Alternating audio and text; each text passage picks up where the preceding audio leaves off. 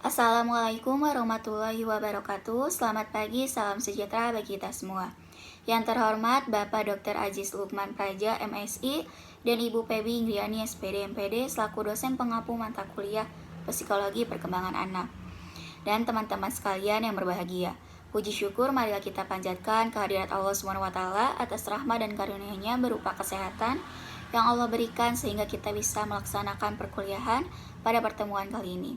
Tak lupa juga sholawat serta salam semoga tetap tercurahkan kepada junjungan kita Nabi Muhammad SAW.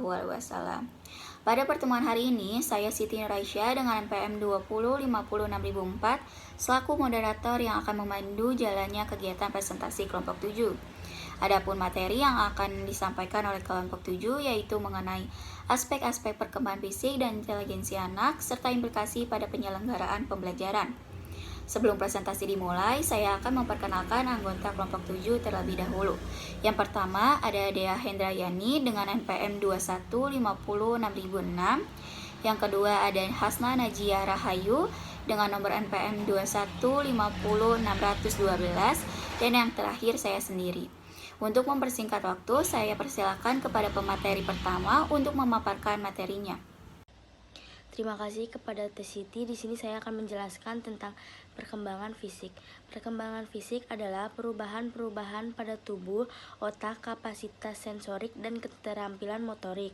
Menurut Papalia dan Olds tahun 2001, perubahan pada tubuh atau fisik ditandai dengan pertambahan tinggi dan berat tubuh, pertumbuhan tulang dan otot, dan kematangan organ seksual dan fungsi produksi tubuh. Remaja mulai beralih dari tubuh kanak-kanak yang cirinya adalah bertumbuh menjadi tumbuh dewasa yang cirinya adalah kematangan. Adapun 4 aspek perkembangan fisik menurut Kuhlen dan Thompson Harlock tahun 1956 antara lain yaitu yang pertama sistem syaraf atau perkembangan kecerdasan dan emosi. Lalu yang kedua ada otot-otot yaitu kekuatan dan kemampuan gerak motorik. Yang ketiga ada kelenjar endokrin yaitu perubahan pola tingkah laku baru. Lalu yang keempat ada struktur fisik atau tubuh yaitu perubahan tinggi, berat, dan proporsi. Perubahan fisik atau otak juga merupakan aspek yang sangat penting bagi kehidupan manusia karena otak adalah sentral perkembangan dan fungsi kemanusiaan, sehingga semakin sempurna struktur otak maka akan meningkatkan kemampuan kognitif atau menurut Piaget dalam Papalia dan Olds tahun 2001.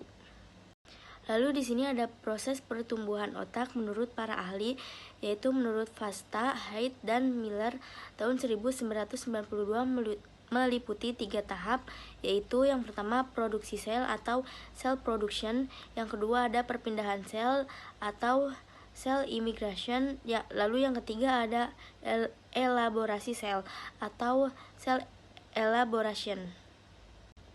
Lalu ada perkembangan fisik atau motorik meliputi perkembangan motorik kasar dan motorik halus. Yang pertama ada motorik kasar, kemampuan anak untuk duduk, berlari, dan melompat termasuk contoh perkembangan motorik kasar. Otot-otot besar dan sebagian atau seluruh anggota tubuh digunakan oleh anak untuk melakukan gerakan tubuh. Perkembangan motorik kasar dipengaruhi oleh proses kematangan anak. Lalu di sini ada perkembangan motorik halus. Adapun perkembangan motorik halus merupakan perkembangan gerakan anak yang menggunakan otot-otot kecil atau sebagai anggota tubuh tertentu. Perkembangan pada aspek ini dipengaruhi oleh kesempatan anak untuk belajar dan berlatih. Kemampuan menulis, menggunting, dan menyusun balok termasuk contoh gerakan motorik halus.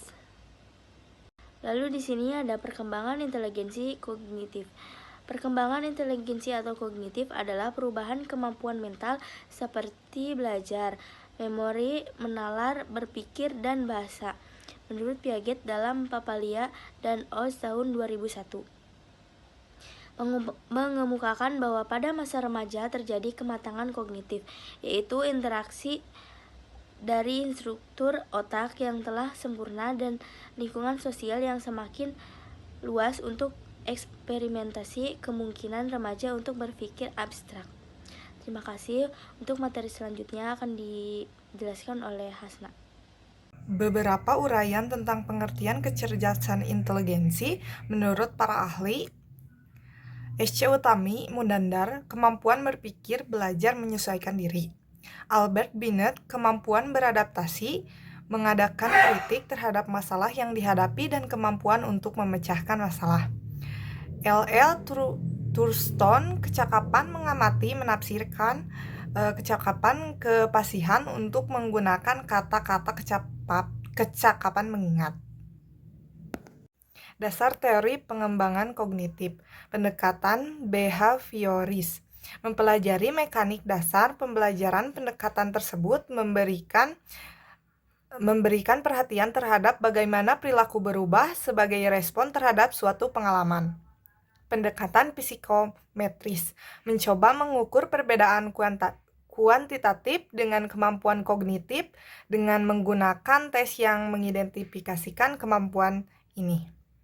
Pendekatan Fayetian, memperhatikan perubahan atau langkah-langkah dalam kualitas fungsi kognitif. Pendekatan tersebut memberikan perhatian tentang bagaimana pikiran menstruktur aktivitas dan beradaptasi dengan lingkungan. Dalam rangka mengoptimalkan pengembangan potensi kognitif pada setiap individu, maka para ahli telah mengemukakan berbagai teori. Berikut berbagai teorinya. Yang pertama ada teori 2 faktor.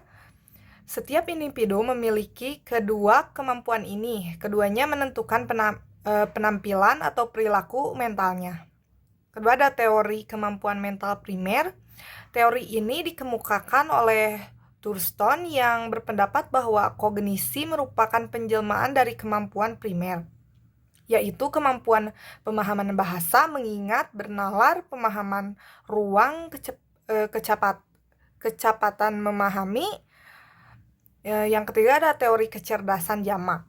Teori ini dikemukakan oleh J.P. Guilford dan Howard Gardner. Guilford berpendapat bahwa kognisi dapat dilihat dari 3 kategori dasar atau phase of intellect, yaitu operasi mental, isi konteks, dan hasil produk. Teori triadic of intelligence. Teori ini dikemukakan oleh Robert Sternberg. Teori ini merupakan pendekatan proses kognitif untuk memahami kognisi.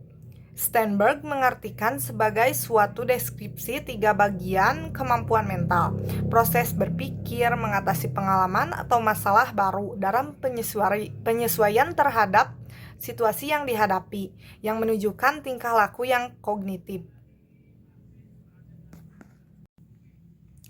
Berikut ini ada penjelasan dari 3 bagian kemampuan. Yang pertama ada proses mental berpikir, yang kedua ada menghadapi pengalaman baru, coping with new experience, yang ketiga ada penyesuaian dengan lingkungan, adapting to environment. Untuk mengetahui tinggi rendahnya kemampuan seorang anak, guru dapat menggunakan beberapa tes kecerdasan inteligensi dengan beberapa tes, yaitu tes Binet dan mahasiswanya. Theophile Simon, tes itu disebut skala 1905. Tes ini terdiri dari 30 pertanyaan, mulai dari kemampuan untuk menyentuh telinga hingga kemampuan untuk menggambar desain berdasarkan ingatan yang mendefinisikan konsep abstrak. Yang kedua ada tes skala Wechsler, tes yang dipakai untuk melihat inteligensi anak yang dikembangkan oleh David Wechsler. Ini untuk menguji anak usia 4-6 tahun, 1/2 tahun, usia 6 hingga 16 tahun. Skala Wechsler juga menunjukkan IQ verbal, kata, dan IQ kerja. Baik, untuk materi selanjutnya akan dibacakan oleh saya sendiri. Selanjutnya ada implikasi perkembangan fisik motorik. Perkembangan fisik motorik anak dapat dilakukan dengan memberikan kesempatan yang sama pada anak laki-laki maupun perempuan. Bahkan, guru dituntut untuk menciptakan budaya lingkungan teman sebaya yang mengajarkan keterampilan fisik dengan cara mencoba membantu seseorang yang mengalami hambatan dalam tugas-tugas perkembangan ini. Perkembangan fisik motorik ini ditandai dengan hal-hal sebagai berikut. Yang pertama, pertumbuhan anak pesat. Lengan dan kaki panjang tungkai kurus kemudian menjadi gemuk. Yang kedua, gigi susu berganti menjadi gigi tetap. Yang ketiga, penuh energi, suka bergerak aktif sekali, makin lama keaktifan lebih terarah. Yang keempat, masih senang berlari. Sementara itu, implikasi pada perkembangan ini adalah sebagai berikut. Yang pertama, perlu makanan yang bergizi, cukup banyak istirahat dan aktivitas ramai berselang-seling dengan aktivitas tenang. Yang kedua, perlu melatih fisik anak melalui permainan sepak bola ataupun permainan lain seperti berenang.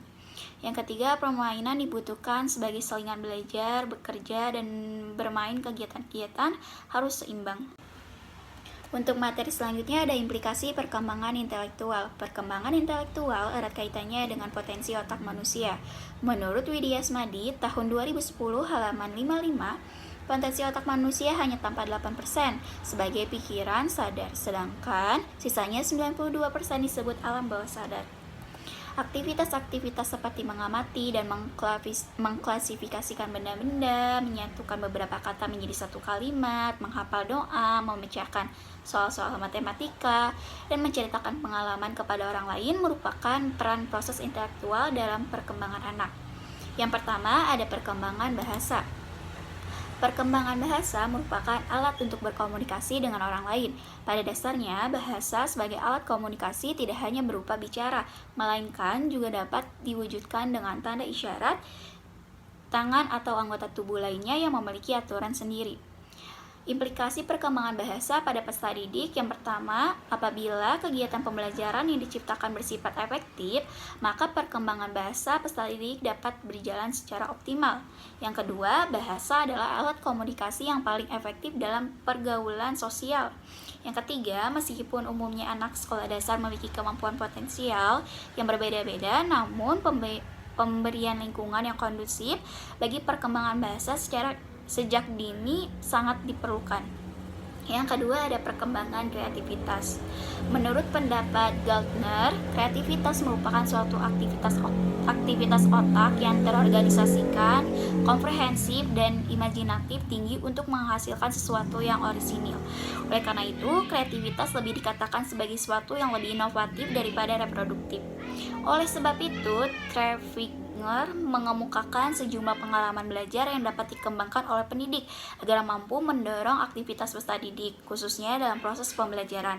Hal tersebut antara lain, guru diharapkan dapat menyajikan materi pembelajaran, menyiapkan berbagai media, menggunakan pendekatan pembelajaran yang memungkinkan posisi peserta didik sebagai subjek daripada objek pembelajaran, serta mengadakan evaluasi yang tepat sehingga mampu mendukung pengembangan kreativitas peserta didik.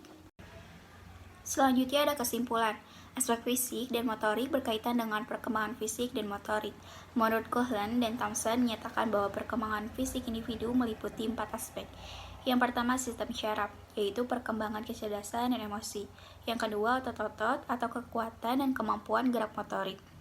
Yang ketiga kelenjar endokrin atau perubahan-perubahan pola tingkah laku baru. Yang keempat struktur fisik atau tubuh, perubahan tinggi, berat, dan proporsi.